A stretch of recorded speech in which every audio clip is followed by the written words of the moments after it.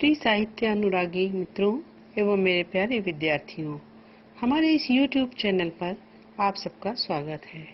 आज मैं जिनके विषय में बात करने जा रही हूँ वो हैं गोस्वामी तुलसीदास। भक्त शिरोमणि तुलसीदास का नाम हिंदी कवियों में अग्रगण्य है। रामचरितमानस तुलसी की सर्वश्रेष्ठ रचना है, जिसे हिंदी का सर्वश्रेष्ठ महाकाव्य और हिंदुओं का पांचवा वेद कहा जाता है। आज उन्हीं गोस्वामी तुलसीदास द्वारा विरचित महाकाव्य रामचरितमानस से उद्धृत प्रसंग भरत महिमा की व्याख्या आज मैं प्रस्तुत करने जा रही हूँ। इसमें एक ओर तो उन्होंने भरत की भक्ति का चित्रण किया है, तो दूसरी ओर भगवान श्री राम का उनके प्रति अनन्य स्नेह प्रदर्शित हुआ है। वस्तुतः तुलसीदास ने श्री राम और भरत के माध्यम से भ्रातृ प्रेम का आदर्श प्रस्तुत किया है। आइए भ्रातृ प्रेम के अनुपम उदाहरण भरत की महिमा का आज हम सब बखान करते हैं। चलत पयादे खात फल पिता दीन तजिराज, जात मनावन रघुबरहि भरत सरिसी को आज। भरत महिमा प्रसंग में उस समय का वर्णन है जब श्री रामचंद्र जी को 14 वर्ष के लिए वनवास और भरत को राजगद्दी प्रदान कर दी जाती है। भरत जब वापस आते हैं और वो राम को वहां ना पा करके 14 वर्ष के वनवास की बात सुनते हैं, तो वे पूरे राज समाज के साथ रामचंद्र जी को मनाने के लिए निकल पड़ते हैं। चलत पयादे, चलत पयादे का अर्थ है पैदल। वे भरत जी पैदल चलते हैं, खात फल, फल का सेवन करते हैं। पिता दीन तजी राज, और पिता ने जो राज्य उन्हें प्रदान किया था उसका त्याग कर देते हैं। इस प्रकार से पिता द्वारा दिए गए राज्य का परित्याग करके वे भरत पैदल चलते हैं, केवल फलों का सेवन करते हैं और ऐसे संत विचारधारा वाले सर्वत्यागी श्री भरत जी जात मनावन रघुबरहि, मनाने के लिए जा रहे हैं। किसको? रघुबरहि, श्री रामचंद्र जी को मनाने के लिए जा रहे हैं। भरत सरिस को आज, भरत के समान आज इस संसार में दूसरा कौन है जो अपना पूरा राज्य साम्राज्य त्याग करके सर्व त्यागी बन करके पैदल चलते हैं, नंगे पैर फल का सेवन करते हैं और श्री रामचंद्र जी को वापस अयोध्या लाने के लिए निकल पड़ते हैं। तो ऐसे भरत के समान भाई की प्रति प्रेम की भक्ति को प्रदर्शित करने वाला दूसरा कौन है? भायप भगति भरत आचरणु, कहत सुनत दुख दूषण हरनु, जो किछु कहब थोर सखी सोई, राम बंधुअस काहे न होई। हम सब सानुज भरत ही देखे, भईन धन्य जो बुद्धि जन लेखे। सुनि गुनि देखी दशा पछिताहि, कई जननी जोग सुत नाही। जब श्री रामचंद्र जी को मनाने के लिए भरत जी वन मार्ग में जाते हैं, तो उन्हें देख करके वहाँ की स्त्रियां आपस में वार्तालाप करती हैं। वे एक दूसरे से कहती है, एक सखी दूसरी सखी से कहती है कि भायप भगति, भायप भाई के प्रति प्रेम की भक्ति भरत आचरणु का भरत आचरण करते हैं। भाई के प्रति प्रेम की भक्ति का भरत आचरण करते हैं। कहत सुनत दुख दूषण हरनु, कहत सुनत जिनका नाम लेने से और सुनने से समस्त दुख और दोष हरित हो जाते हैं, अर्थात दूर हो जाते हैं। ऐसे उन भाई श्री रामचंद्र जी की भक्ति का भरत आचरण करते हैं, उनके प्रति प्रेम भाव का आचरण करते हैं। जो किछु कहब थोर सखी सोई, राम बंधुअस काहे न होई।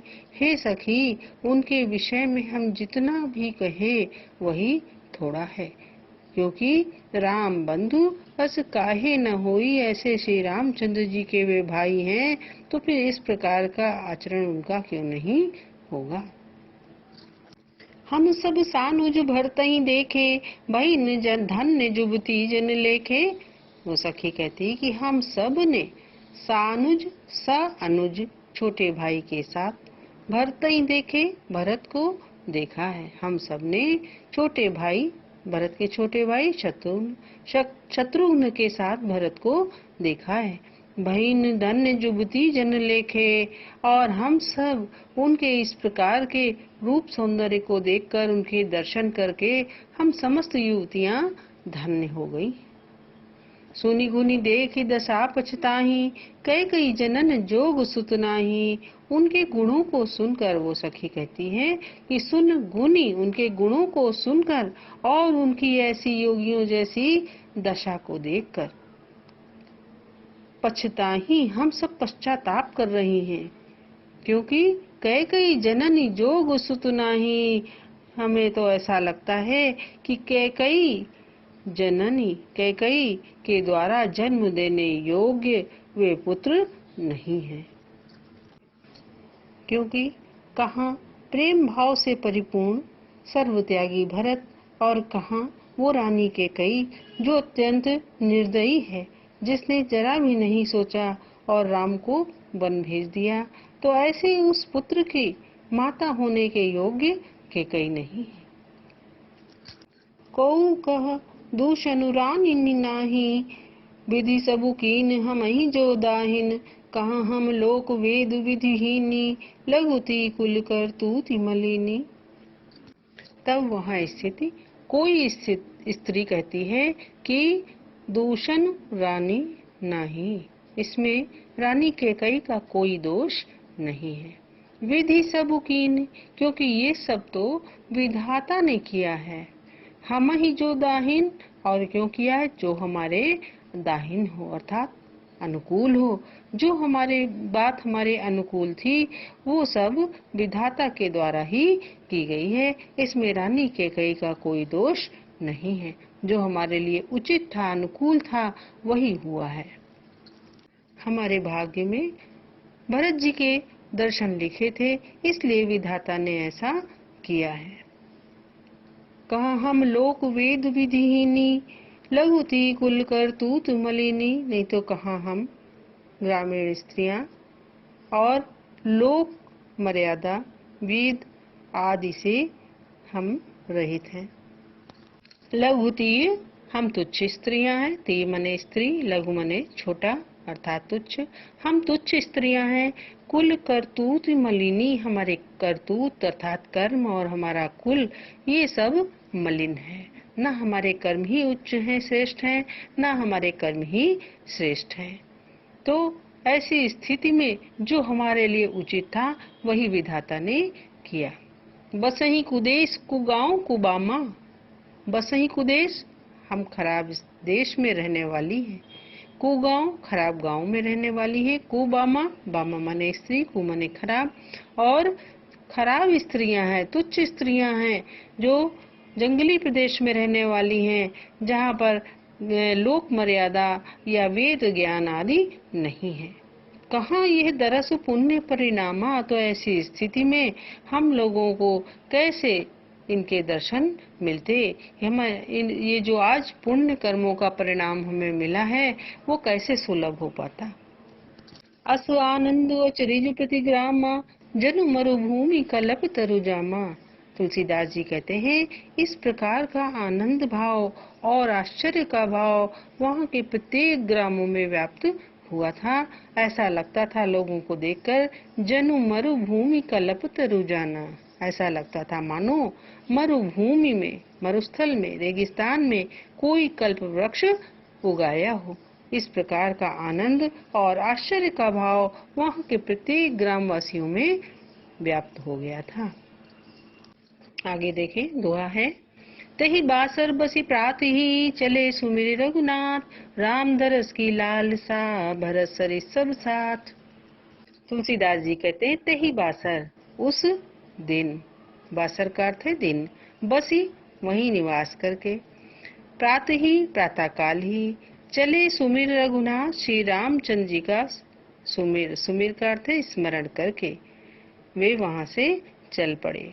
राम दरस की लालसा भरत सरिस सब साथ, रामचंद्र जी के दर्शन की इच्छा को मन में लिए हुए भरत सरिस सब साथ, भरत के सहित सभी लोग समान रूप से उनके साथ रामचंद्र जी की दर्शन की लालसा को लेकर वहां से चल पड़े। मंगल सगुन हो ही सब काहू, फरकहि सुखद बिलोचन बाहू, भरतहि सहित समाज छाहू, मिलिहि राम मिटहि दुख दाहू। जब श्री राम चंद्र जी के दर्शन की लालसा को लिए हुए भरत के साथ सभी लोग एक ही भाव से चल पड़े, तो उस समय का वर्णन यहाँ पर तुलसीदास जी ने किया है। वे कहते हैं कि मंगल सगुन हो ही सब काहू, चलते समय सबके मंगल का सूचक शगुन होने लगते। पर कहीं सुखद विलोचन बाहु, क्योंकि उनके नेत्र और विलोचन नेत्र को कहते हैं, बाहु भुजा को कहते हैं। सुख प्रदान करने वाली मंगल सूचक उनके नेत्र और भुजाएं फड़कने लगी। जैसे ही वे वहां से निकले, सबके साथ शगुन अच्छे होने लगे। उनके सुख प्रदान करने वाले नेत्र और भुजाएं फड़कने लगी। भरतहि सहित समाज उछाहू, मिलिहि राम मिटहि दुख दाहू। भरत सहित सारा समाज उत्साहित हो उठा। अब उन्हें ऐसा लगा कि मिलिहि राम से उनका मिलन होगा और मिटहि दुख दाहू, उनके सारे दुख और कष्ट मिट जाएंगे। करत मनोरथ जस जी जाके, जाहि सनेह सुरा सब छाके। करत मनोरथ जस जी जाके, जो ऐसे अपने मन में जैसी मनोकामना करता है, जाहि सनेह सुरा सब छाके, और ऐसी मनोकामना करके सब इस प्रकार से अनुभव करते हैं जैसे प्रभु भक्ति रूपी सुरा का उन्होंने छक्कर पान कर लिया हो। शिथिल अंग पग मग डब जो डोलहि, बिहवल बचन प्रेम बस बोलहि। राम सखा तेहि समय दिखावा, शैल शिरोमणि सहज सुहावा।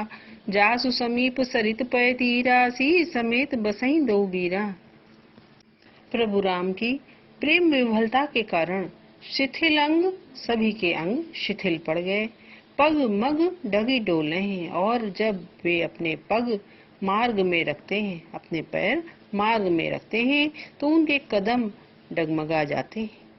विह्वल वचन प्रेम बस बोले, प्रेम विह्वलता के कारण वो जो बोलते हैं वो वाणी भी स्पष्ट नहीं होती।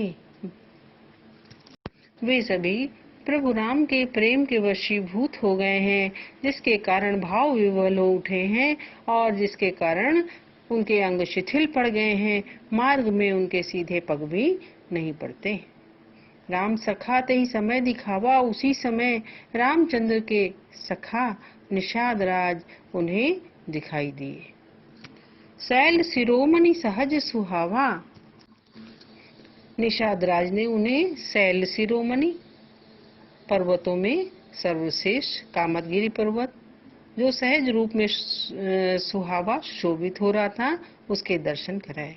जासु समीप सरित पय तीरा, जिसके समीप ही सरित पय तीरा नदी के तट पर सी समीत बसई दो वीरा, सीता सहित दोनों भाई निवास कर रहे थे। देखी करही सब दंड प्रणामा, कही जय जानकी जीवन रामा। उस पर्वत को देखकर सब ने उसे दंडवत प्रणाम किया। कही जय जानक जीवन रामा, क्या कह करके दंडवत प्रणाम किया? जानकी के जीवन श्री रामचंद्र की जय जयकार करके सब ने उसे दंडवत प्रणाम किया। प्रेम मगन अस राज समाजू, जनु फिर अवध चले रघुराजू।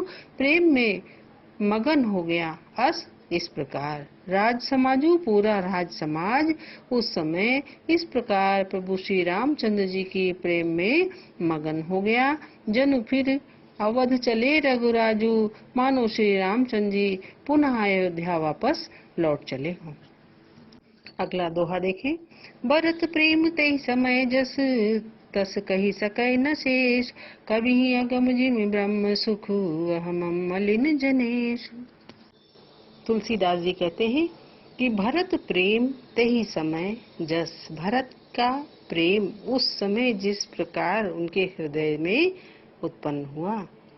तस कही सके न शेष, उनके उस प्रेम का बखान, उस प्रेम का वर्णन तो स्वयं शेषनाग भगवान भी नहीं कर सकते।